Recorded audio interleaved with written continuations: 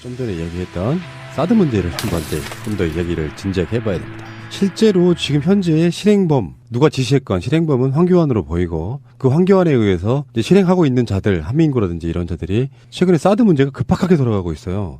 하다 안 되니 롯데의 약점을 잡아가지고 롯데와 골프장 부지를 교환하고 거기에 지금 철조망을 치고 사드 배치하겠다는 것을 강력하게 밀어붙이고 있어요. 심지어 5월 달에 한 개 포대를 설치 완료하겠다는 계획까지 엄청나게 빠릅니다. 근데 뭘 믿고 일어나 혹은 어떤 똥줄이 타길래 일어나 싶은 거잖아요. 그러니까 지금 가장 유력한 대선 후보는 어쨌든 사드 문제는 지금은 홀드하고 다음 정권 때에 국민적으로 다시 논해보자라는, 국회에서 다시 이 문제를 얘기해보자라는 걸로 지금 보류, 홀드 이렇게 해놓은 상태인데, 그랬거나 말았거나 기차는 달린다라는 식으로 뭐 대선, 벚꽃 대선이 치러지든 말든 5월까지 뭐 그냥 포대를 들여온다, 여기까지 지금 저들은 일사천리로 나가고 있는 거잖아요. 아니 이래도 되는 거예요? 이럴 수 있는 거예요? 그러니까 저는 뭘 믿고 내지는 뭔 똥줄이 타길래, 이걸 생각해 보면 하나는 이제 똥줄 타는 이야기를 우리 뭐 그런 얘기를 했었잖아요. 뭔가를 이미 선 입금 받아놓거나 뭐 빼도 박도 못하는 뭔가 있는 것이 아니요? 라는 것도 있고, 한편으로는 이런 생각도 들어요. 정권이 바뀌어 봤댔자 사드는 어차피 되돌릴 수가 없어 라고 믿고 있는 것은 아닌가라는 생각이 들어요. 그건 아닌 것 같고 우리들의 의심이 합리적일 수밖에 없습니다. 만약에요, 어떤 그런 식의 약점, 선입금 이런 것들이 아니라면 가장 중요한 게 뭐냐면은 민주주의 국가에서 국민의 뜻이라고 보거든요. 그 국민의 뜻인 이 상태에서 박근혜 정부도 만약에 어떤 디베이트나 이득을 취하지 않고 그걸 도려왔다면 핑계댈 수 있는 건 되게 많아요. 사드를 배치하고 싶으나 상황이 이러하니 너도 보고 있지 않냐. 잠깐만 보류해줘. 이렇게 할 수 있는 문제거든요. 그 더군다나 사드 배치가 국회 비준 사항이 아니냐 같은 논란도 있었고요. 근데 이 탄핵 정국에서도 밀어붙이는 걸 보면 분명히 우리가 하는 합리적 의심이 저는 맞다고 보는 게 제 생각인데, 문제는 제가 들은 이야기는 그래요. 롯데는 왜 이사회를 열어서 사드 부지를 교환하는 것을 승인했느냐, 이거에 관한 부분부터 이야기를 좀 해봐야 되는데, 그러니까. 우리 생각은 롯데에 중국에 벌려놓은 게 너무나 많아서 그걸 포기할 수 없을 것이다라고 지금 예상이 왔는데요. 맞아요. 롯데 전체 규모로 봤을 때 중국 사업은 얼마 안 돼서 잘라내도 상관없다는 거예요. 지금 전문가들의 분석은. 그래서 롯데가 중국에 투자한 거 봐야 겨우 몇 조 원대인데 요걸 포기하는 대신에 자기 총수의 구속을 막았다, 이렇게 보는 견해가 더 강하더라고요. 아니 근데 그게 그렇게 계산될 문제예요? 지금 몇 조 지금 얘기가 나왔잖아요. 그게 그냥 포기할 수 있는 정도가 아니고, 한편에서는 법률적인 검토를 통해서 뭐 이거를 뭐 국가적으로 물어줘야 될 일은 없다, 뭐 이런 식으로 얘기를 했다는데, 뭐 태평양 뭐 로펌에서 그런 식으로 자문을 해주었다라고는 하는데, 어쨌든 이게 나중에 소송까지를 가게 된다라고 하면 롯데가 대중국 사업에서 처맞은 어떤 그런 불이익 등등을 국고로 메꿔야 할 가능성까지 있다고 하는 거예요. 매우 유효한. 왜냐하면 이거 충분히 가능성이 있습니다. 롯데 입장에서는 만일에 지금 있는 부분에 문제가 일어나게 된다고 하면 롯데 지배 구조 안에 들어있는 1%라도 있을 거예요. 유럽이라든지 미국에 속해서 들어와 있는 펀드나 뭐 어떤 그 조직 안에 그 구멍이 있을 거라고요. 걔네들이 소송을 통해 가지고 손해배상을 요구할 수 있습니다. 지금 있는 롯데는 다국적 기업이잖아요. 그리고 본사가 지금 일본 안에 있고 대부분 개인 주식으로 다 일가 소유로 다 돼 있다고 알려져 있지만, 이거를 운영하고 있는 펀딩 회사는 엄청나게 많은 주주들을 받아놓고 있단 말이야. 그 주주 안에 우리가 무서워하는 미국이나 유럽계 주주가 한두 주주만 있다고 하더라도 이 소송이 가능합니다. 따라서 우리의 국가정책인 사드 때문에 우리가 중국에서 있는 사업을 한 9조 원을 말아먹었고, 그로 인해서 얻어야 될 수익도 한 5조 원 말아먹었으니 한 14조 원 정도 해줘야 되겠는데 라는 소송이 날 수도 있다는 거죠. 근데 롯데만 손해를 보면 롯데는 그걸로 끝일 수 있는데요. 롯데 때문에 다른 기업들이 어마어마한 폭탄을 맞아버리는 게 문제예요. 예, 지금 그게 가장 큰 문제인데, 저도 이제 아까 진미님 얘기 좀 이어가 보면, 그러니까 보통 상식으로 이해가 안 가면 당일날 사드 부지를 교환하자마자 철조망을 헬기로 운반했어요, 군이. 그래서 긴급하게 작전을 투입해서 철조망을 치는데, 성주 시민들이 그 철조망, 헬기로 나르는 철조망을 보면서 눈물을 흘리면서 이제 아연 실색했다는 거 아닙니까? 그 모습이 난 너무 일단 진짜 상상을 못 하겠네. 헬길에 짠한데. 철조망을 싣고 다니는. 예, 짠합니다. 그 모습을 한번 그려보세요. 눈물 날라 합니다. 그런데 왜 그러면 그렇게 할까라고 저도 주말에 내내 생각을 해봤어요. 우리 방송 때문이 아니라 왜 그러지? 우리 군은 우리의 생명과 재산을 보호하기 위해서 만든 군대인데 왜 우리를 억압하지? 탄압하지라고 생각을 해봤더니 결론은 돈입니다. 커미션 아니면 저기 불가능하다. 그러니까 이미 뒷돈을 다 쳐먹었다. 쳐먹어서 어떻게 뒤치닫기를 하는데 아니라면 이제 조공의 문제가 있다. 사드 조공이다 난. 조공이라고 보는 건데 그러면서 군인들이 왜 저럴까라고 해보면 이게 아까 제가 얘기했던 제가 지금 우리 앞에 중국 전문가가 있어서 말하기는 그렇지만 지금 중국이 보복을 얼마만큼 단행할지 그리고 보복이 약해진다 하더라도 북한과 그 보복 조치로 북한의 핵미사일 개발에 대한 국제적 압박을 아예 해제시켜버릴 만큼의 중국과 북한이 경제 협력을 더 강화해버린다면 그러면 한번 가봅시다. 한규환이 이놈의 새끼가 또는 한민구 이 아이들이 주장하는 사드를 배치하면 정확한 키워드입니다. 핵미사일의 개발 의지를 꺾는다는 거야. 북한에. 아이씨. 이게 말이야 막걸리야. 오히려 우리가 북한에 도와주는 게 소수이고요. 대부분의 중국에 의존하는 북한은 중국과 경제 규모가 늘어날수록 핵을 더 많이 만들어 버려. 그러면 우리 입장에서 보면 사드를 도입함으로 인해서 북한의 핵 의지를 꺾는 게 아니고 도와주는 꼴이야. 왜 그러냐면 남한이나 여기에서 북한을 자극하지 않으면 중국이 북한을 안 도와줄 거 아니에요. 경제 제재 동참하라고.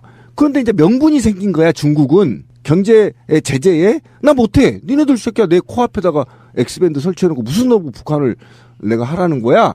이렇게 얘기하고 북한과 더 공고하게 지금 움직인다는 거 아닙니까? 그러면 북한은 핵을 더 만들어. 예.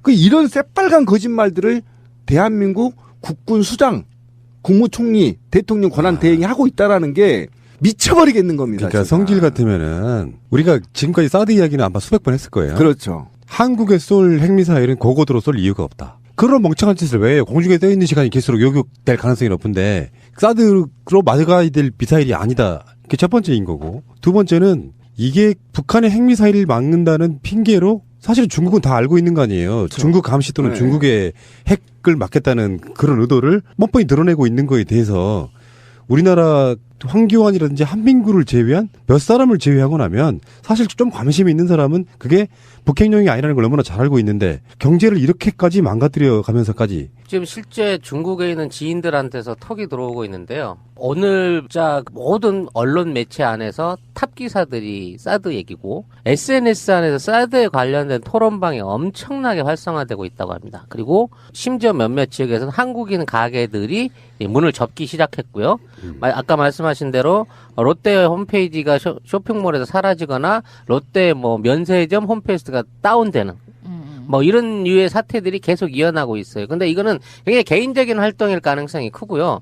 중국 정부는 준단교에 준하는 조치를 취하겠다고 얘기를 하고 있습니다. 이게 준단교를 하게 되면 무슨 문제가 생기냐면요.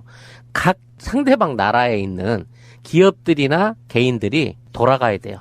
단교가 되기 때문에 그 전에 내보내야 된다고.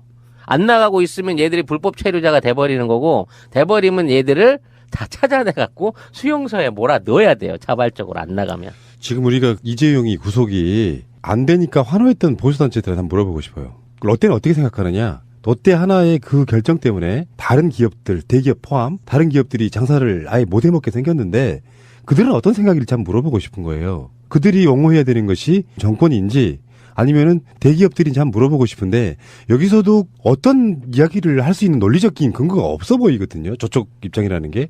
지금 계속 우리가 보도도 보고 있습니다만 이제 한류 관련한 콘텐츠는 TV 아예 출연 금지를 시켜버렸어요. 그 정도니까. 아니 한국 상품을 전부 시장에서 걷어가고 있어요. 그러니까 우리나라 제품들 중에 정식 수입을 돼갖고 들어간 제품은 중국 안에 깔린 전체 제품 중에 글쎄요 10%도 안 됩니다. 나머지는 다 어떻게 보따리로 들고 들어가든지 뒷구멍으로 들어간 제품들인데 이런 제품들을 전부 다 이거 어떻게 해서 들어왔어? 이거 수입 면장이 있어? 허가 있어? 이런 이유로 때려 잡아가지고 그 한국 물건을 파는 가게들을 문을 닫아버리는 거예요. 그럼 한국 제품이 전혀 수입이 안 되게 되는 거죠. 왜냐하면 들여와봐야 팔 수가 없으니까 중간에 있는 업자가 아예 선택을 안 할 거 아니야, 한국 제품을. 그러니까 공식적으로 국가가 무역을 막았다든지 뭐 한국산 물건을 수입을 못하게 했다든지 그게 아니라 아예 소비를 못하게 때려 잡아버리는 방식으로 규제를 하는 거예요.